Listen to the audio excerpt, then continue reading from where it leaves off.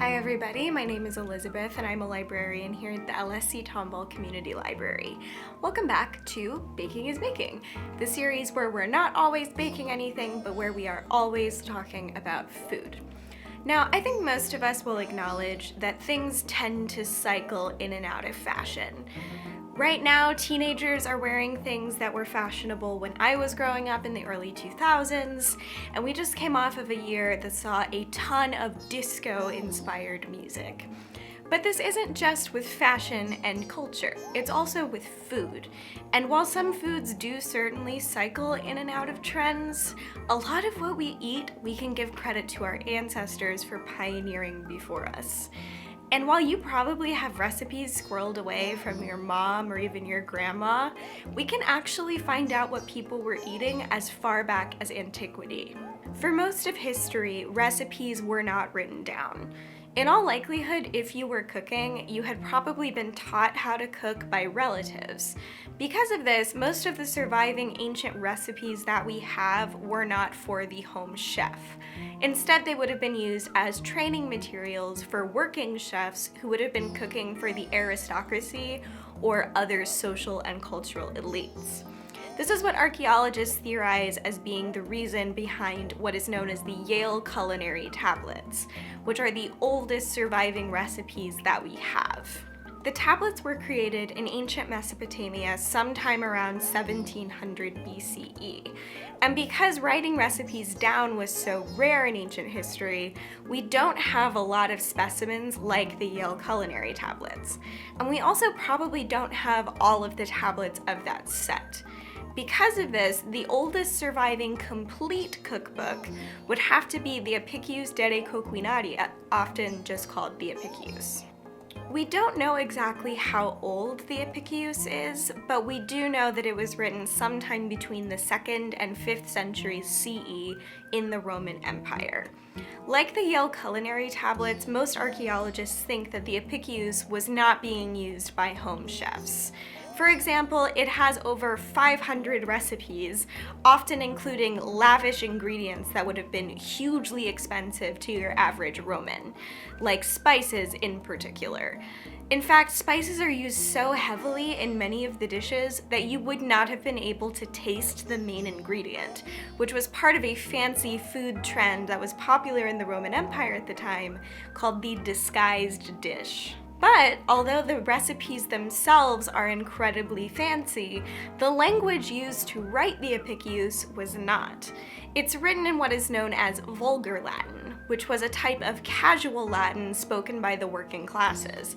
Because of this, archaeologists theorize that this was probably a recipe book used by working chefs cooking for the nobility rather than for someone cooking for themselves and their family. So what is in the Apicius then? The short answer is a lot. Of the 500 or so recipes in the Apicius, about half of them are just for sauces.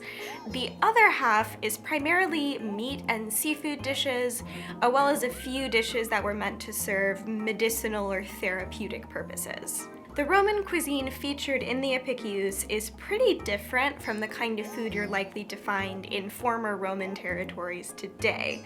There's an interesting mixture of sweet and savory elements, a ton of fresh herbs and spices, as well as frequent use of wine and garum, which was a type of fermented fish sauce that was hugely popular in Roman cuisine.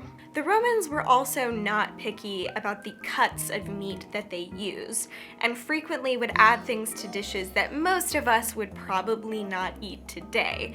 And the Apicius features recipes for things like calf brain sausages and the grilled womb of a spayed cow. One thing you will not find much of in the Apicius, however, is desserts. According to Bill Thayer, a classicist who has translated many Roman texts, including the Apicius, this is because most Romans would not have made desserts themselves. Confectioners and pastry chefs, who were known as dulcinari, were so widely regarded in ancient Rome that most Romans would have bought desserts directly from them rather than trying to make them themselves. Because of this, there are only a handful of dessert recipes across the entire Apicius. I really wanted to make something from the epicuse, but I don't eat meat, so most of the recipes in it are not things that I would be making. However, I did notice something of interest in its small chapter on desserts. Aliterduccia, or another sweet. It's a recipe for bread dredged in milk and egg, fried, and then topped with honey.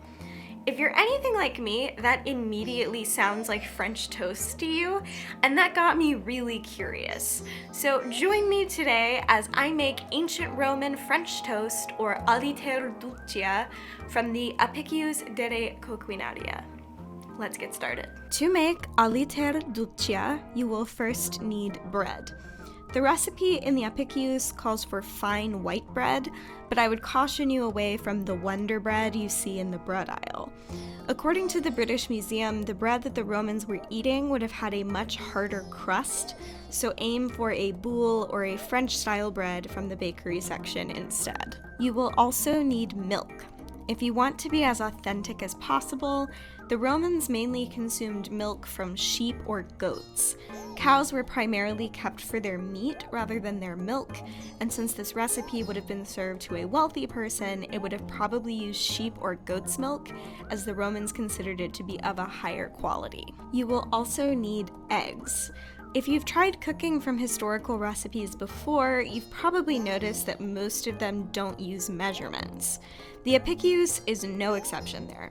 Because of this, I'm going to use a French toast recipe from McCormick as a foundation, which suggests using 1 egg for every 1/4 cup of milk, which would be enough to cover 4 slices of grocery store sliced bread. The recipe calls specifically for frying the dredged bread in oil, and lucky for us, olive oil is the authentic choice here, and you probably already have it on hand. Lastly, we have our honey.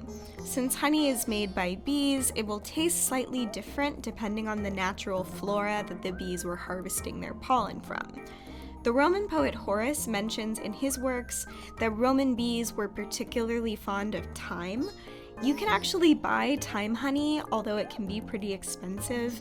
Because of this, if you are wanting to be as authentic as possible without breaking the bank, I would suggest infusing some honey with thyme. It's super easy to do. Just take some fresh thyme and place it in a jar, filling the rest of your jar with honey. Keep your honey jar someplace warm, like in front of a window or on top of your computer, to help speed up the infusion process. It probably won't taste exactly like the honey that Horace would have eaten or that would have been used for this recipe, but it'll get the job done. With all of that out of the way, let's make some ancient Roman French toast. Actually, assembling your aliterduccia is pretty basic. Take your bread and slice it thickly.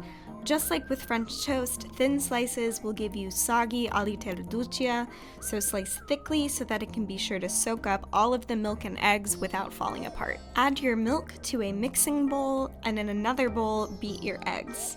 Add the beaten eggs to your milk and mix together. Take a large frying pan or skillet and add olive oil, and then set your burner to medium heat. Fry your coated pieces of bread in your pan until they're golden brown on both sides. Once your bread has been fried to your desired level of golden brown, plate and drizzle with your thyme honey. You've now got your finished aliterduccia, or ancient Roman French toast. So enjoy, or as the Romans would say, bene sapiat. If this got you hungry for a little bit of Roman history, I would strongly recommend you check out our online databases. I got a lot of the information for this video from the Oxford Companion to Food, which is available through the Credo reference database, and it has a whole article on the Apicius. I would love to keep you here forever to talk about food in ancient Rome, but I have librarian things to do, so go check out the Oxford Companion to learn more about the Apicius and about its author's quest to find the juiciest prawns in the ancient world. You can search Credo reference from our databases directory. Thank you for watching this episode of Baking is Making. Be sure to follow us on Facebook, Instagram, YouTube, and Twitter so that you never miss a future episode of Baking is Making or any of our other great online programs. I loved doing this, so let me know if you enjoy these historical recipes, and I would be more than happy to find more of them to share with you all. Thank you again for watching, and I will see you next time. Bye.